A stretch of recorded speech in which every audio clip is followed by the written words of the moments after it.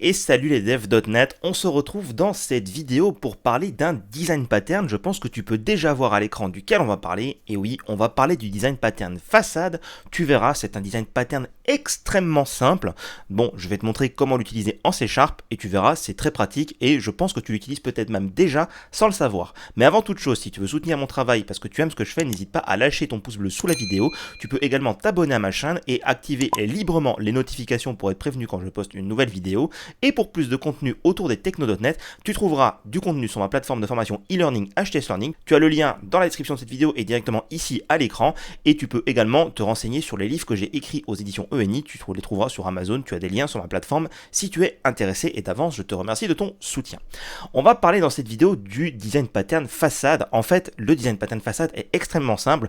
Le but est d'abstraire la complexité de récupération de certaines données. En fait, parfois, tu vas avoir besoin d'utiliser un ensemble de services, un ensemble d'appels à plusieurs API, à plusieurs éléments, plusieurs repositories ou des choses comme ça. Et le but, en fait, c'est au lieu d'éviter que chaque fois que tu as besoin de récupérer une donnée, tu aies besoin de faire ces multiples appels et ces espèces de concaténation d'informations, tu vas plutôt demander à une façade de le récupérer. En fait, si on devrait faire un parallèle avec la programmation en web, c'est un petit peu comme une passerelle, un gateway qui serait mis à disposition pour un client. Comme ça, le client n'a qu'une seule URL à connaître avec des points d'API très spécifiques et la gateway, elle, après, va soit rerouter vers différents endpoints. Typiquement, dans le cadre de microservices, c'est ce qu'on fait, soit elle va faire l'agrégation de plusieurs appels pour envoyer une réponse qui est beaucoup plus complexe. Donc ici, ce qu'on va faire, c'est qu'on va commencer par créer les différents services qu'on va cacher, entre guillemets, derrière notre façade. Donc ici, je vais écrire services, et je ne vais pas, bien sûr, utiliser la classe qui va s'appeler service, mais au lieu de ça, ce qu'on va faire, c'est qu'on va avoir, en fait, 3 services différents, dans notre exemple, un service qui récupère une personne, un service qui récupère l'adresse d'une personne, et un service qui récupère ses commandes. Donc en fait, on va avoir ici un person service. Alors le nommage de mes classes bien sûr n'est pas forcément à suivre parce que quand on suffixe pas service c'est pas tout le temps très judicieux, mais quoi qu'il en soit ici on va avoir la récupération d'une personne, par exemple get person, donc on va créer pour le coup un record qu'on va appeler personne. Donc une personne elle va avoir un ID, un nom et un prénom, par exemple. Donc ici, le getPerson va renvoyer une personne. Alors on pourrait même spécifier ici par rapport à un ID en particulier. Moi, je vais rester très simple pour qu'on puisse comprendre ça facilement. Donc je vais faire un return new person d'ID 1 avec mes informations. Ici, c'est typiquement dans cette méthode que tu vas aller faire une requête vers le service, la base de données ou quoi que ce soit d'autre pour aller récupérer ces informations. Ensuite, on va avoir ici un adresse service.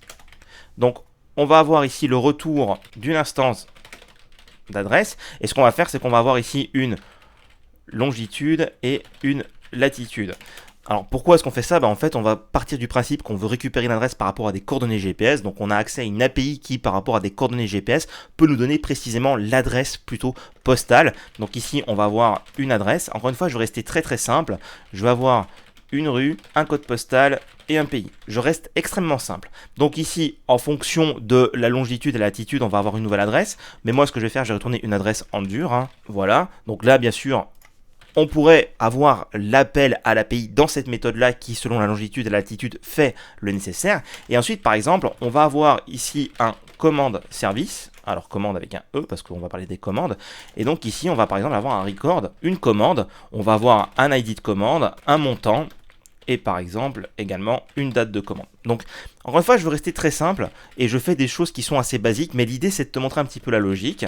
Voilà, donc ici 99,99 €, la commande ID 1 avec la date du moment. Et en fait, ce qui va se passer, qu'est-ce qui va se passer ? C'est qu'on veut récupérer par exemple, imaginons ici, une classe qui est personne avec adresse et commande.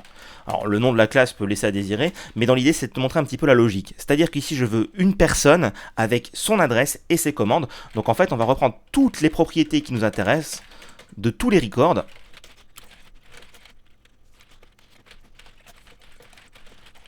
Donc voilà un petit peu l'idée en fait, c'est de dire je veux une personne avec son adresse et toutes ses commandes parce que j'en ai besoin dans le cadre, je ne sais pas, d'un écran en particulier, parce que j'en ai besoin pour un algorithme en particulier. Et donc en fait, si je veux récupérer cette classe-là, donc cette classe personne avec adresse et commande, je suis obligé d'utiliser 3 services. Je dois d'abord aller récupérer la personne en fonction de son ID, donc ici après je vais récupérer la personne d'ID 1 avec ses informations. Ensuite, dans la personne, j'aurai peut-être sa latitude et sa longitude. Donc ce que je vais faire ici, je vais rajouter les informations d'adresse, latitude et longitude. Donc par exemple ici, on va mettre... alors je mets n'importe quoi, hein, que ceux qui sont fans de GPS ne m'en veulent pas. L'idée c'est vraiment de montrer un petit peu la logique. Donc là je mets l'adresse latitude, l'adresse longitude. Je sais que c'est pas des latitudes et des longitudes qui sont viables, mais bon, c'est vraiment pour l'exemple. Donc à partir de cette personne-là, quand j'ai sa latitude, sa longitude, je vais aller récupérer son adresse et après je vais récupérer les commandes. Et donc ici on va demander les commandes en fonction de l'ID de la personne, et comme ça on va les récupérer. Donc ce qu'on peut faire, c'est même faire un get commande ici pour retourner un tableau de commandes. Et donc ici, ce qu'on va faire, c'est qu'on va retourner une collection de commandes comme ceci. Voilà. Et là, on pourrait imaginer en avoir plusieurs. Donc ce que je vais faire, c'est que j'en crée quelques-unes. Donc voilà, j'ai créé 3 commandes, et donc à partir d'un identifiant de personne, je récupère ces commandes. Donc si je veux récupérer une instance de cette classe-là, je dois utiliser mes 3 services. Et c'est exactement là que le pattern façade va entrer en action, parce qu'en fait ici, nous allons avoir une classe qui va être on va appeler ça le person façade, et en fait, le consommateur, au lieu d'aller chercher les informations dans chacun des services, va simplement demander à la façade, récupère-moi la personne avec ses commandes. Et donc ici, nous allons avoir personne avec adresse et commande. On va faire un get info par exemple, et on va demander, je veux pour cet identifiant les informations de la personne avec son adresse et sa commande. Et en fait la façade, qu'est-ce qu'elle va faire? Eh bien elle va utiliser les services. Alors là, il y a 2 écoles. Moi je suis fortement partisan de l'école avec injection de dépendance. Il y en a certains qui vont dire que la façade va instancier les services dont elle a besoin. Moi je préfère utiliser l'injection de dépendance ici. Donc là l'injection de dépendance serait de dire, elle va prendre le person service, l'adresse service et le commande service. Donc ici on va avoir le person service qu'on va stocker dans un champ. On va avoir l'adresse service qu'on va également stocker dans un champ, et on va avoir le commande service qu'on va stocker également dans un champ. Ici, je n'ai pas respecté le fort découplage entre implémentation et abstraction, parce que typiquement j'aurais dû faire des interfaces de chacune de ces classes, mais bon, j'ai pas envie que la vidéo dure des heures. Il y en a certains qui vont dire non, on va pas passer par l'injection de dépendance, on va simplement demander à la façade de créer les différents services, c'est son rôle. Bon, là, moi je suis vraiment partisan de l'injection de dépendance, je trouve ça beaucoup plus flexible. Encore une fois, j'ai pas envie de rentrer dans des guerres de clochers, mais je pense que c'est une bonne pratique de faire l'injection des services par le biais du constructeur. Et donc ici, qu'est-ce qu'elle va se passer? Elle va récupérer la personne avec le personne_service.getPerson. Donc ici typiquement, ce qu'on aurait dû faire d'ailleurs pour que ce soit plus logique, c'est mettre d'ailleurs l'identifiant de la personne et le passer donc ici pour que ce soit logique.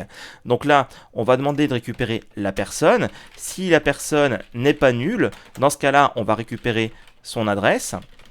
Donc avec adresse service, et ici on va se servir de l'adresse longitude et l'adresse latitude.